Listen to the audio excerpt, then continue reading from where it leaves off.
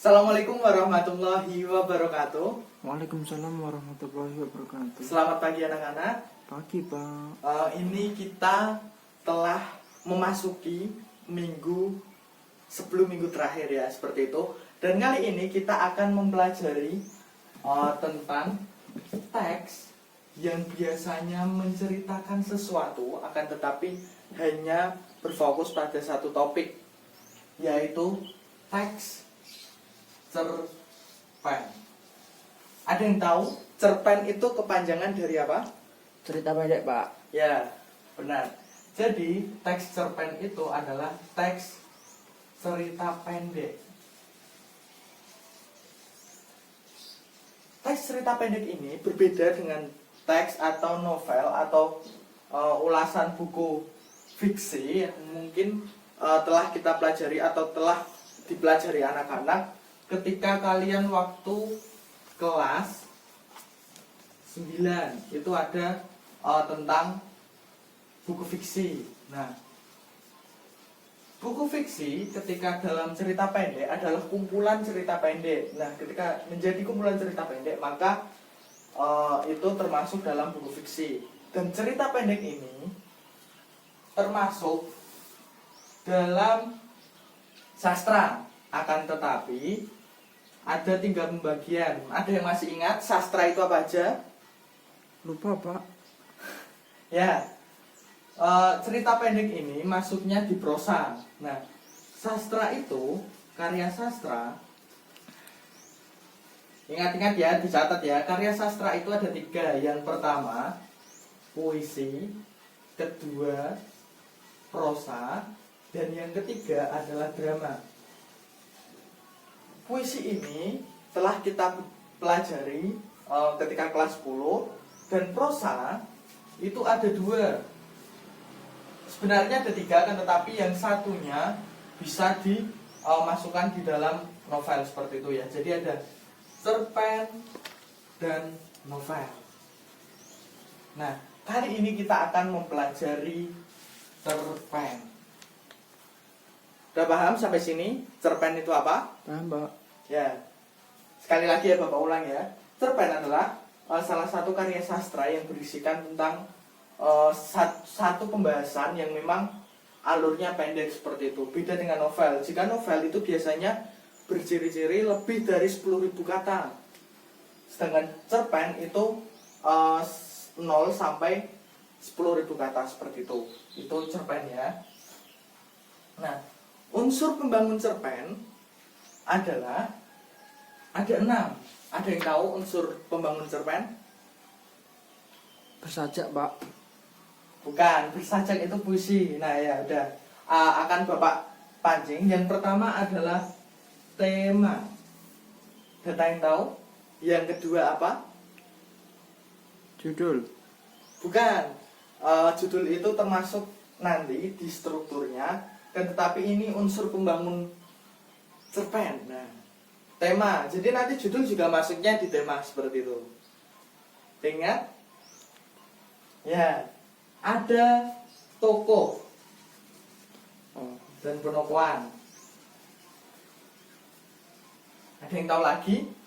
Biasanya ketika kita membaca sebuah teks, kita akan mendapatkan pesan.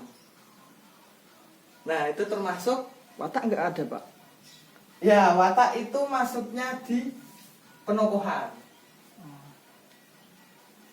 Nah, selanjutnya adalah amanat. Amanat ini adalah pesan yang memang diberikan oleh pengarang di dalam sebuah cerita pendek seperti itu ya. Baik, selanjutnya adalah alur. Ada yang ingat atau ada yang tahu alur itu apa? Jalannya cerita, Pak. Nah, benar. Alur adalah jalannya cerita. Biasanya bisa dilihat alur itu ada 3, alur maju, alur mundur, dan alur campuran atau alur maju mundur. Baik. Ada lagi? Ada yang tahu? Biasanya contoh, kita berada di sekolahan. Lalu pada waktu siang hari. Tempat kejadian, Pak. Ya, lebih tepatnya di hampir tempat kejadian, tapi namanya ada yang tahu? Contoh nih, Andi malam ini sedang berada di teras rumah, duduk sambil belajar dan sambil memperlihatkan atau sedang melihat sebuah bintang. Ada yang tahu? Ya, baik ya Bapak ya. Latar. Nah, latar ini ada latar tempat dan ada latar waktu, seperti itu. Ada pula latar suasana. Yang terakhir adalah gaya bahasa.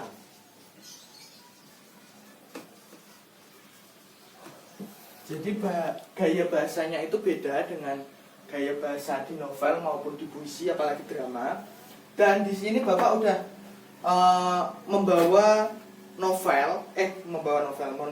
membawa kumpulan cerita pendek yang dulu ketika Bapak kuliah, salah satu judul atau salah satu cerita pendek Bapak ada yang diunggah atau ada yang diterbitkan di sini, dan saya akan bawa bacakan terkait gaya bahasa. Nah, gaya bahasa di sini contoh yang Bapak tulis yaitu sebatas teman hidup. Pagi menjemput, nestapa senja telah sirna. Tetesan embun bergelayut di ujung daun, sisa gerimis tadi malam. Selimut rindu telah kubuang bersama bungkusan cinta yang telah kulupa. Tapi satu hal yang tak pernah kulupa waktu itu, bla bla bla bla dan lain sebagainya. Jadi memang gaya bahasa di dalam cerpen ini dibungkus bagus, akan tetapi tidak sepadat apa yang ada di puisi, seperti itu. Ada yang ingin ditanyakan lagi terkait unsur pembangun puisi dari tema, tokoh, amanat, latar, alur, dan gaya bahasa?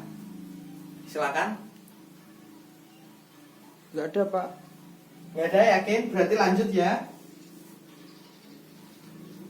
Lanjut.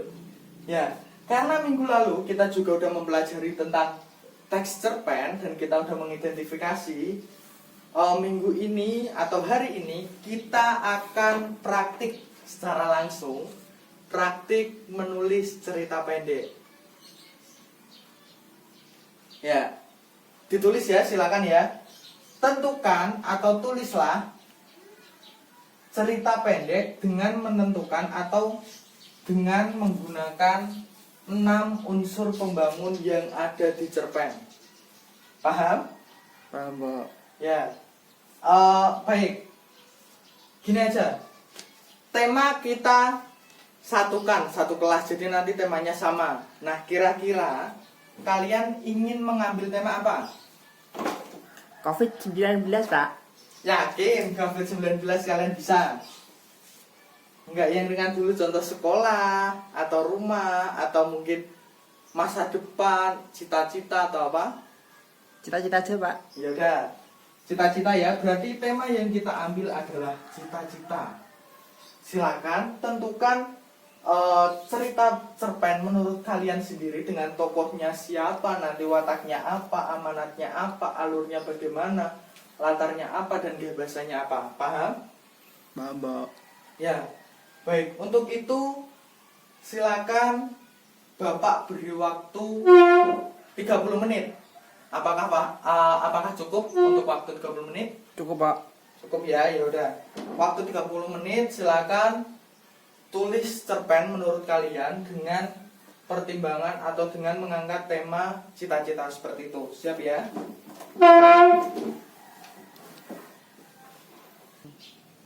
Ya. Baik anak-anak, karena waktunya sudah 30 menit, ada yang berani membacakan cerita pendeknya terkait tema yang sudah kita sepakati, cita-cita.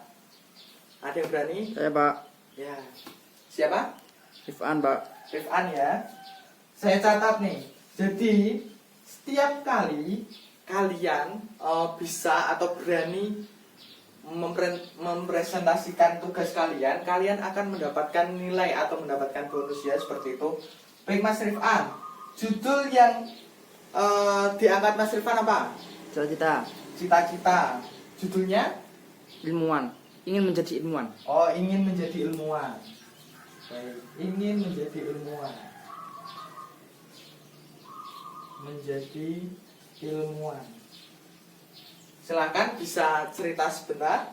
Di sebuah desa yang sangat kecil, terdapat seorang anak bernama Ibnu Ashari. Dia sekolah dari SD sampai dengan kuliah. Dia bercita-cita ingin menjadi seorang ilmuwan. Untuk meraih cita-citanya, Rifan belajar dengan giat dari hari ke hari, dan akhirnya dia bisa meraih cita-citanya di umur 25 tahun. Sudah, Pak? Setelah ini kita tinjau Sudah. lagi ya. Beri tepuk tangan untuk kita semua. Tapi tadi ya Mas Rifan bisa dicermati lagi ya terkait menulisnya.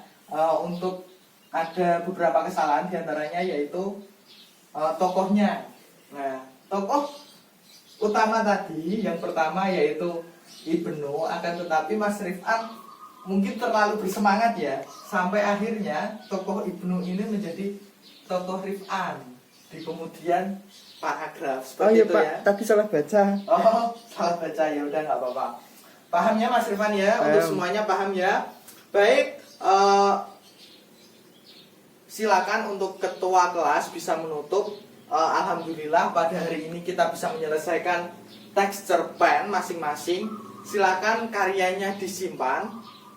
Untuk itu disimpan di mading, ditempel di mading ya, di mading di kelas. Nanti biar kalian semua bisa membaca satu persatu dan bisa mengapresiasi sastra teman kalian seperti itu ya. Silakan ketua kelas. Berdoa mulai. Berdoa selesai. Baik, cukup sekian. Wassalamualaikum warahmatullahi wabarakatuh. Assalamualaikum warahmatullahi wabarakatuh.